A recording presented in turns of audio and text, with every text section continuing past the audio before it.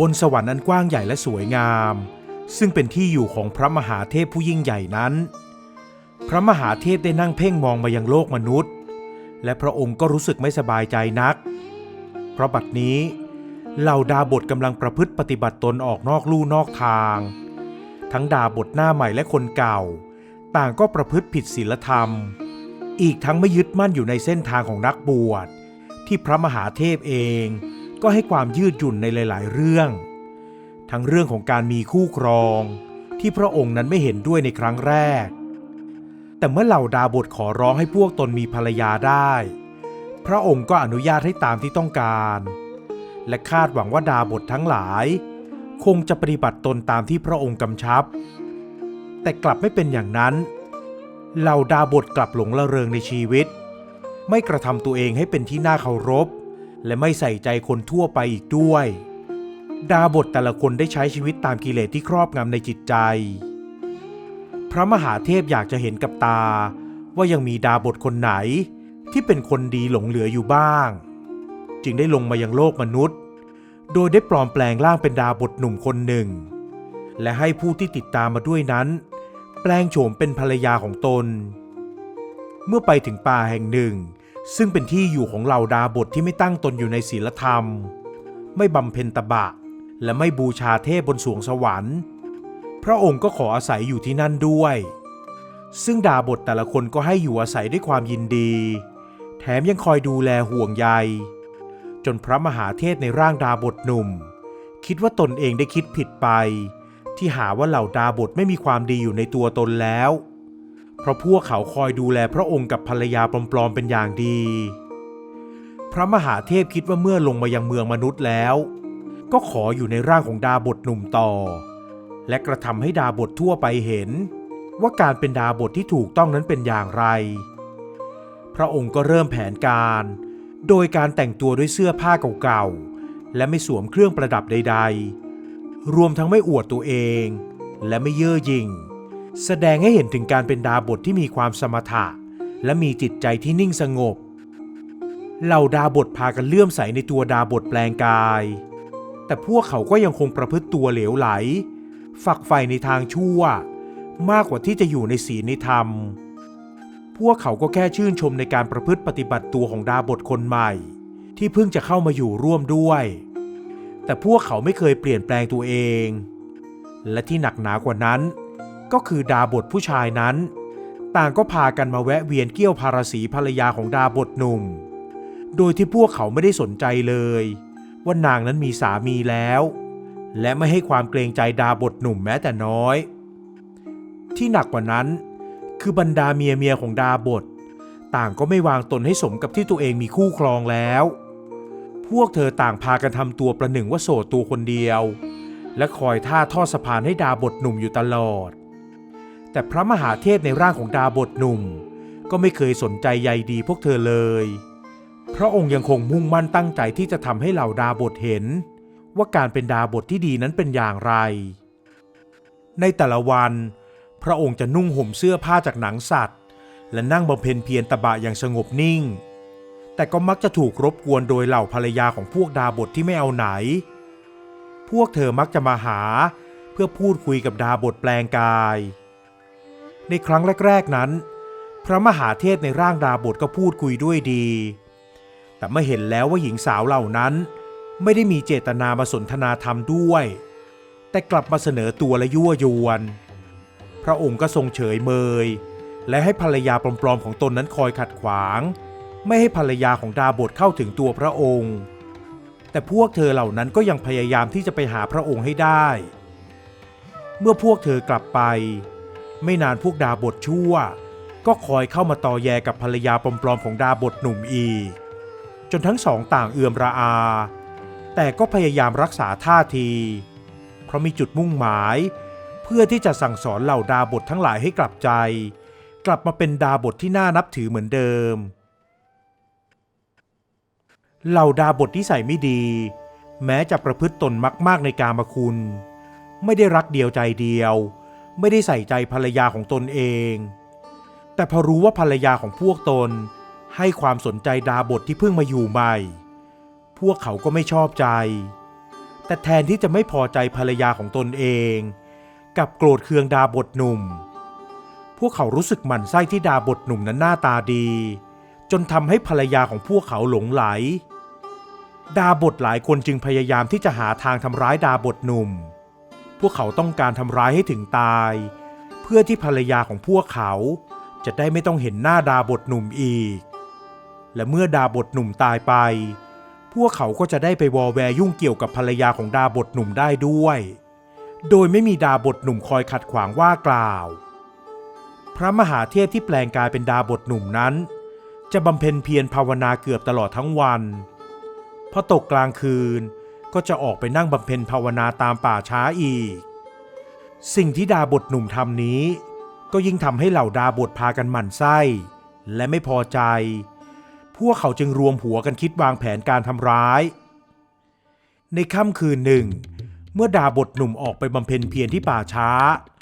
โดยปล่อยให้ภรรยาอยู่ที่กระท่อมเพียงคนเดียวดาบทคนหนึ่งที่คอยซุ่มดูอยู่ก็ดีใจที่เห็นหนทางจะจัดการกับภรรยาของดาบทหนุ่มได้เขานั่งรอเวลาอยู่ในความมืดจากนั้นเขาก็เดินย่องเข้าไปในกระท่อมของดาบทหนุ่ม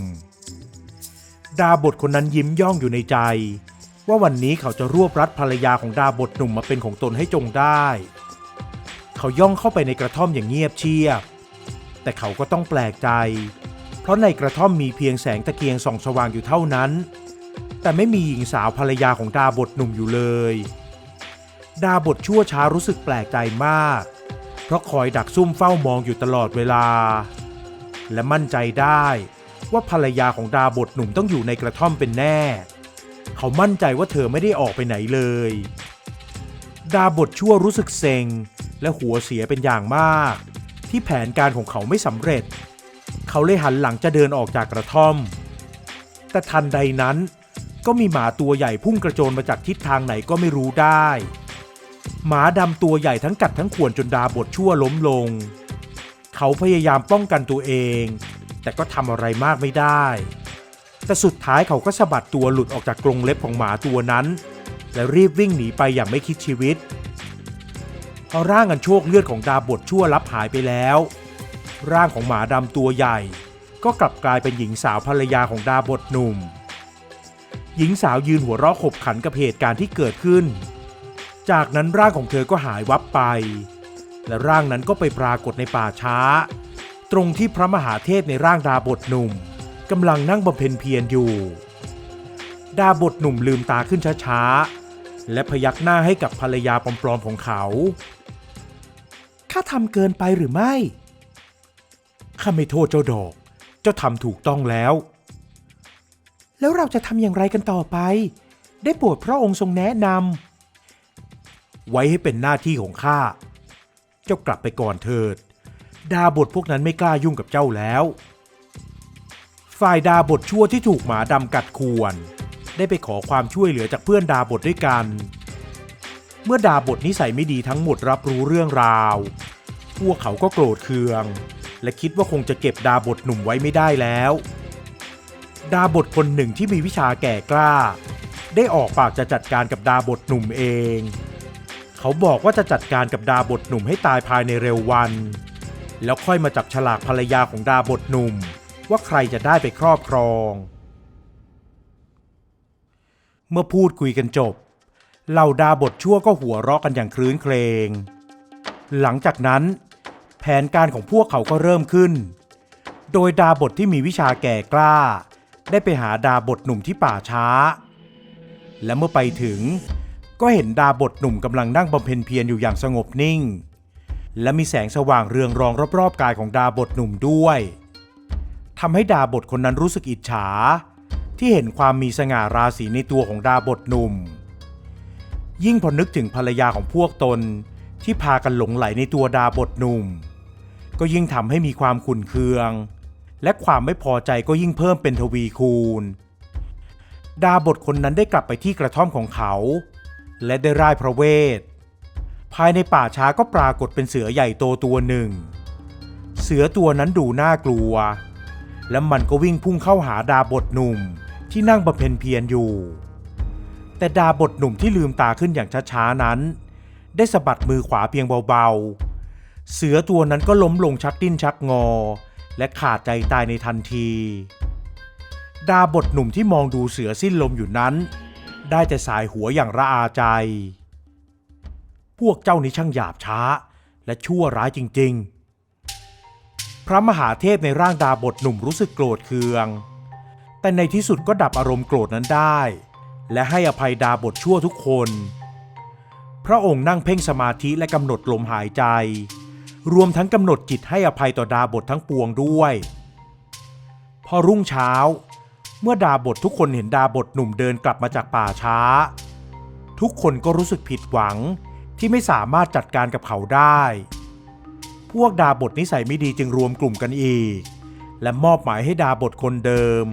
ทำพิธีเพื่อส่งความตายไปให้ถึงดาบทหนุ่มอีกครั้งในคืนนั้นเมื่อดาบทหนุ่มไปนั่งบำเพ็ญเพียรที่ป่าช้าดาบทผู้เครียดแค้นและอิจฉาริษยาก็ได้ร่ายมนต์ส่งงูพิษตัวใหญ่ไปจัดการกับเขาเมื่องูพิษเลื้อยไปใกล้จะถึงตัวของพระมหาเทพมันก็หยุดกึกและชะงักงันไปแล้วดาบทหนุ่มก็ร่ายมนต์สยบงูพิษตัวนั้นเจ้าคิดจะทำอะไรข้าหรือข้าไม่กล้า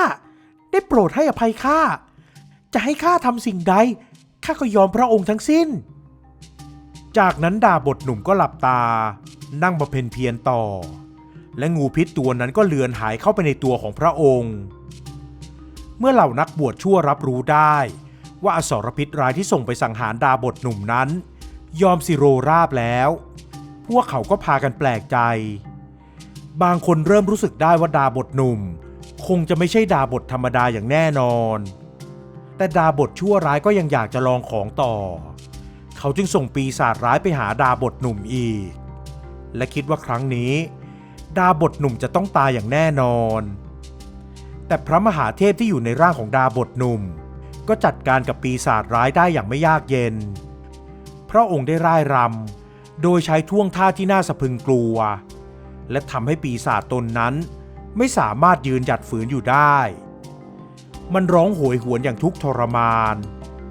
ยิ่งดาบทหนุ่มร่ายรำด้วยความว่องไวมากขึ้นปีศาจร้ายตัวนั้นก็ยิ่งทุรนทุรายและร่างกายของมันก็ถูกไฟลุกโหมและเผาผลาญมันจนกลายเป็นฝุ่นผงเมื่อเห็นว่าจัดการกับดาบทหนุ่มไม่ได้เหล่าดาบทชั่วร้ายก็มาหาเรื่องพระองค์และพยายามกลั่นแกล้งด้วยวิธีการต่างๆนานารวมถึงแผนการร้ายมากมายที่พวกเขางัดมาใช้กับดาบทหนุ่มแต่พวกเขาก็ทำไม่สำเร็จดาบทหนุ่มยังคงอาศัยอยู่ที่กระท่อมกับภรรยาของตนจนพวกดาบทที่หมดหนทางยื้อแย่งภรรยาของดาบทหนุ่มและภรรยาของเหล่าดาบทที่ถูกปฏิเสธและไม่ได้รับการใยดีจากดาบทหนุ่มได้พากันรุมสาปแช่งพระมหาเทพในร่างของดาบทหนุ่มกับภรรยาปลอมๆพวกเขาสาปแช่งให้มีอันเป็นไปแต่สุดท้ายแล้วก็ไม่มีอะไรเกิดขึ้นกับทั้งสองคนเลยทั้งคู่ยังอยู่สุขสบายและไม่ได้รุ่มร้อนใจเหมือนกับเหล่าดาบทกับภรรยาจนในที่สุดพวกเขาก็ถูกขับไล่พวกเจ้าทั้งสองจงไปเสียพวกข้าขอไล่พวกเจ้า